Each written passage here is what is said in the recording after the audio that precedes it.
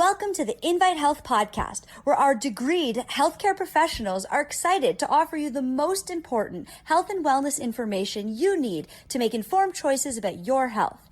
You can learn more about the products discussed in each of these episodes and all that Invite Health has to offer at www.invitehealth.com/podcast.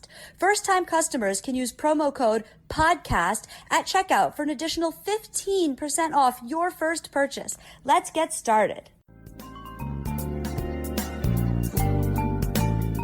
We are into the start of cold and flu season, and I know many people have concerns about their immune system and what they can be doing.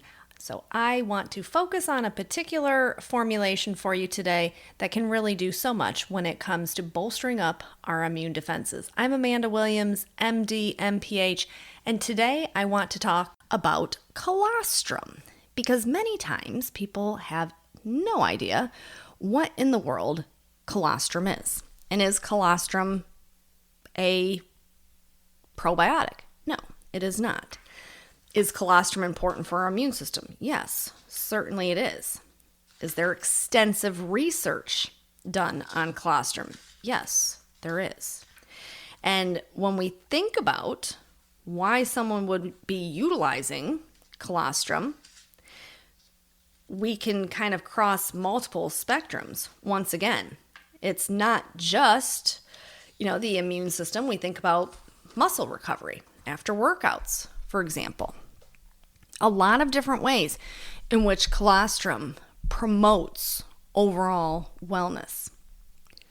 So colostrum itself is technically, we always refer to it as the first milk. So when you think about the benefit of new mothers breastfeeding, and why is that? Because they're giving through their breast milk all of those powerful immune boosting components to the baby. So when we think about colostrum, this is a complex biological liquid that has these really powerful antimicrobial peptides in it, these immune regulating compounds, these different growth factors. When we think about muscle recovery, for example, this is why colostrum is beneficial on that side too. So we know it helps to modulate our immune response. It helps to create balance within the intestinal microbial environment, and it helps to enhance and repair different tissues in the body. Now, one of the things that people often ask about colostrum is like, well, how exactly is it working? Well, it's through, each thing has its own, fancy dancy. We think about green tea. We say EGCG. Now, green tea has other components to it, but we know it's the EGCG in the green tea that really packs that punch. When we think about colostrum, we think about lactoferrin. And we know that lactoferrin has all of these powerful properties. And lactoferrin is actually a protein that is derived from the colostrum. So lactoferrin is found in very high amounts in colostrum. So this is the first milk. And the main thing that we are looking at is that lactoferrin. We know that it's very targeted, in particular against viruses. And this is important, especially nowadays. We're going to be coming out of summer, getting into, normal cold season. As we start to transition into the falls, when people start to have greater likelihood of just catching the common cold.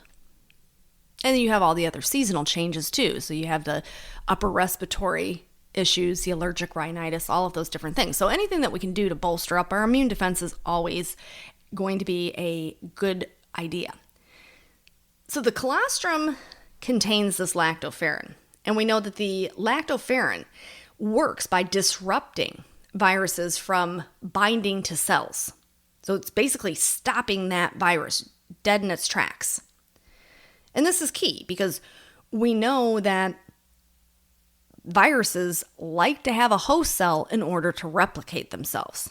So if that lactoferrin is stopping that process, This is why it has been so well studied when we look at different viral infections. I mean, lactoferrin has been shown to be very effective in your common colds, so rhinoviruses, but also in herpes simplex 1 and 2, even looking at different hepatitis A.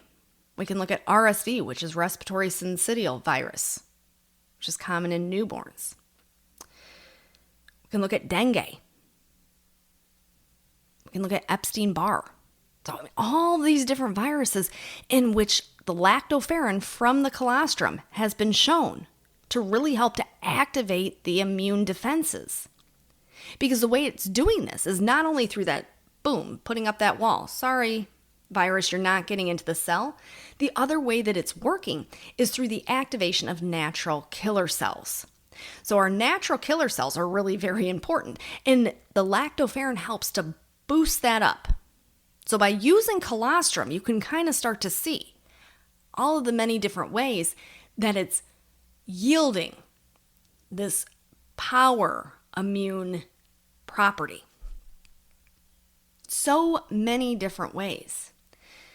So while most of the initial studies with lactoferrin coming from colostrum have been, kind of geared more towards the virology. So all the different viruses, looking at gastroenteritis, for example, which is usually kind of categorized in with like the stomach flu. But we also realize that it goes beyond that once again. We know that it can target bacteria. We know that it can be beneficial when we think about different parasites. So anytime that we are utilizing something that's coming from nature that can boost up our immune defenses, we know that we are on that right track.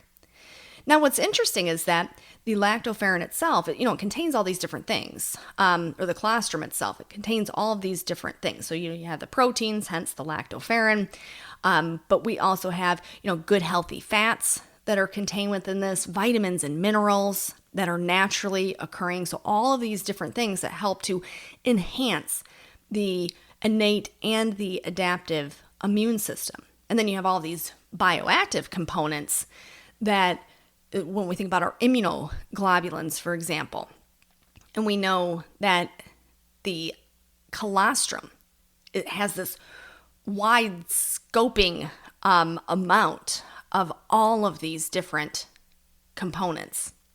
And this is key because when we think about its antimicrobial properties, when we think about its antiviral properties, we want to really understand, well, how exactly is that working?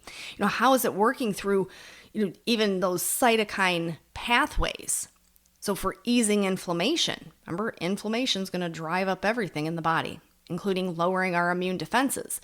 And we recognize this, but we also see that it does so much to support even tissue recovery, which is why I mentioned a lot of athletes will use colostrum to help to, repair and, replenish after heavy workouts. But at the same time, those who do a lot of endurance training oftentimes are more prone to, different types of infections, including, just the simple common cold. So in the Journal of Nutrients, they really went into detail on all of the constituents that are contained within colostrum and the reason as to why colostrum has all of these benefits when it comes to our immune system, but just overall for cellular optimization. So it's really just a fabulous, fabulous way to build up your immune system. I'm going to tell you about a couple of different studies when it comes to colostrum. As I mentioned, many athletes will turn to colostrum as a means for quicker recovery after exercise. So in the International Journal of Sports Nutrition, they were looking at the effect of colostrum supplementation in older adults during resistance training. So this is why I wanted to bring this study up, because we're going outside of, the guys that are in the Tour de France and people running marathons.